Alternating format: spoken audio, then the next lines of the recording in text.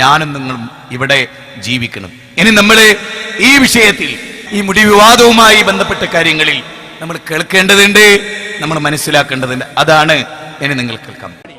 ഞാൻ പറഞ്ഞു, അഥവാ നിങ്ങളെടുത്ത് മുടി ശറഫാക്കപ്പെട്ട മുടി ഉണ്ട് തന്നെ വെക്കുക, എന്നാ ഞങ്ങൾക്ക് അങ്ങനെ പറഞ്ഞാൽ മതി. ഈ കൊണ്ടുവന്ന ആള് കിട്ടിയ ആള് ശരിയല്ല എന്ന് മാത്രം പറഞ്ഞാൽ മതി.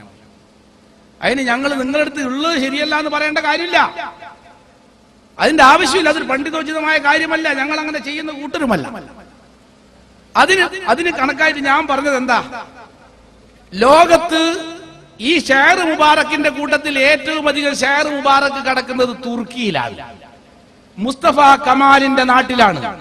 മുസ്തഫ കമാൽ എന്ന് പറഞ്ഞാൽ തുർക്കിയും അടക്കം.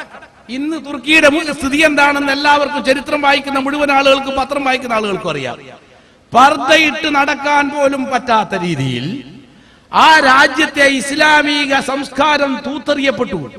ആ രീതിയിൽ തുടർത്തി നീക്കപ്പെട്ടു. ഇതിന്റെ ആള് മുസ്തഫ കമാലാണ്. എല്ലാ പരിഷ്കരണവും ദീനിൽ വരുത്തിയ ആള്. അയാൾക്ക് മഹത്വം ഉണ്ടോ? തുർക്കിയിൽ മുടിയുണ്ട് എന്ന് വിചാരിച്ചിട്ട് അയാൾ അധീനതയിൽ എന്ന് ഞാൻ പറഞ്ഞപ്പോ അത് തുർക്കിയിലാണ് ഏറ്റവും അധികം മുടി എന്ന് ഓരോന്നും നോക്കി മറുപടി പറയാൻ കാത്തു നിൽക്കുന്ന ചില ആളുകൾ, ഒരു അബ്ദുറഹ്മാൻ മുസ്ലിയാർ എനിക്ക് മറുപടി പറഞ്ഞു, അതൊന്ന് തുർക്കിയിലാണ്. മുടികളിൽ ഏറ്റവും കൂടുതൽ മുടി കിടക്കുന്നത് തുർക്കിയിലാണ്, മുസ്തഫ കമാലിന്റെ സ്ഥലത്താണ്. ഏറ്റവും കൂടുതൽ മുടിയുള്ളത് തുർക്കിയിൽ മുസ്തഫ കമാലിന്റെ സ്ഥലത്താണ് നേരെ പറയാം. ഞാൻ ചോദിക്കുന്നത് അത് ഏത് കിതാബിലാണ് ഉള്ളത്? അതിനെന്താ സനദ്? ഏറ്റവും കൂടുതൽ തുർക്കിയിലാണ് മുടിയുള്ളതെങ്കിൽ അതിന്റെ സനദ് എന്താണ്? ഏത് കിതാബിലാ ഉള്ളത്? അവിടെ എത്ര മുടിയുണ്ട് പറ. 35 മുടി. 35 മുടി സൂക്ഷിച്ച സ്ഥലം എന്റെ കയ്യിൽ കിതാബിലുണ്ട്. ഞാൻ ചോദിക്കുന്നത്, തുർക്കിയിലാണ് ഏറ്റവും കൂടുതൽ, നിങ്ങൾ പറഞ്ഞല്ലോ, ഏത് കിതാബിലാണ് ഉള്ളത്? അവിടെ എത്രയാ ഉള്ളത്? സനദ് വായിക്കും. സനദ് വായിക്കും. 2 മറുപടി പിന്നെ ഇതുകൊണ്ട് തീർക്കുന്നൊന്നുമില്ല. വായിക്കട്ടെ. അടുത്തത് ഞാൻ പറയാ, കുസ്തന്തീനിയ 34 മുടി. ഞാൻ നേരത്തെ പറഞ്ഞ 35 അത് തിരിച്ചോ. 34 മുടി. അൽ-ആഥാറുൻ നബവിയ്യ അഹ്മദ് തൈമൂർ ഗ്രന്ഥം നോക്കിക്കോ. നിങ്ങൾ പറഞ്ഞു എഴുതിയാന്ന് പിന്നെ ചോദിക്കണ്ട, ഇപ്പൊ തന്നെ പറഞ്ഞു. എന്റെ മുസ്ലിയാരെ, ഇമാതിരി പൊട്ടപ്പോയത്തോ ഇനിയെങ്കിലും പറയരുത്. മൊയ്ലാന്മാരെ പറയിക്കുന്നത്. ഞാൻ സത്യത്തിൽ വിചാരിച്ചത് ഇയാൾക്ക് കുറച്ച് വിവരം ഉണ്ടെന്നുള്ളൊരു മതിപ്പനക്ക് ഉണ്ടായിരുന്നു. ഈ കുസ്തുന്തീനിയ എന്ന് പറഞ്ഞത് തുർക്കിയാണ്. ഒരാള് പറയാ താജ്മഹൽ ഇന്ത്യയിലാണ് എന്ന് ഞാൻ പ്രസംഗിക്കുക, അതിന്റെ ക്ലിപ്പിടുക, എന്നിട്ട് പറയാ ആരാ പറഞ്ഞേ താജ്മഹൽ ഇന്ത്യയിലാന്ന്? ആരാ പറഞ്ഞേ?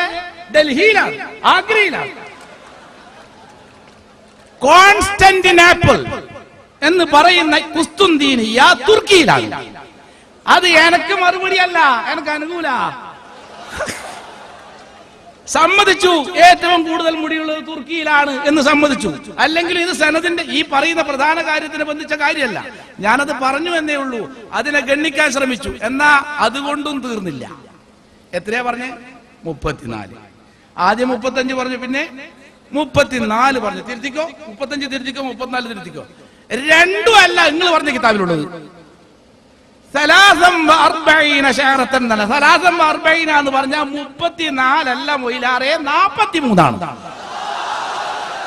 അപ്പൊ തലക്കുന്നേ തുടങ്ങിക്കോ. 1ാം ക്ലാസ് മുതൽ വാഹിദ്, ഇസ്നാൻ, സലാസ, അർബ, ഖംസ, സിത്ത, സബഅ, അങ്ങനെ അങ്ങ് 100 വരെ എണ്ണി പഠിക്കുക. എന്നിട്ട് പോരെ എന്നെയും ബഹാവുദ്ദീൻ മൊലാരി അറബി പഠിപ്പിക്കുന്നത്?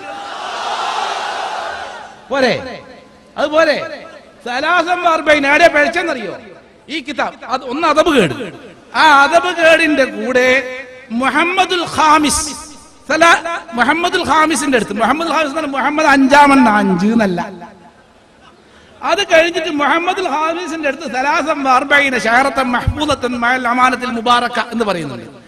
ഈ സലാസം 40 ഖാമിസും സലാസും കൂടി ഒന്നിച്ച് കണ്ടപ്പോൾ മൂപ്പര് വിചാരിച്ചു അൽ ഖാമിസ് പറഞ്ഞ വേറെയാണ്, സലാസം 40 വേറെയാണ്. അൽ ഖാമിസും മനസ്സിലായിട്ടില്ല, സലാസത്തും മനസ്സിലായിട്ടില്ല, അർബഈനും മനസ്സിലായിട്ടില്ല. എന്നിട്ടല്ലേ അല്ല് വിട്ടൈ. ഇത് ഇ കെ സുന്നിയുടെ അഷ്റഫ് ഫൈസിയുടെ പ്രസംഗമാണ് ഈ കേട്ട്. പേരോടിന്റെ വിവരമൊക്കെ ഇടും. ഇത് രണ്ടും വിലയിരുത്തുമ്പോ ഈ വിവാദങ്ങൾക്കിടയിലെല്ലാം വളരെ ശക്തമായി മുജാഹിദ് പ്രസ്ഥാനം ഇതിനെ എതിർത്തുകൊണ്ടേയിരുന്നു. അത് നമ്മൾ ശരിക്കും മനസ്സിലാക്കേണ്ടതാണ്.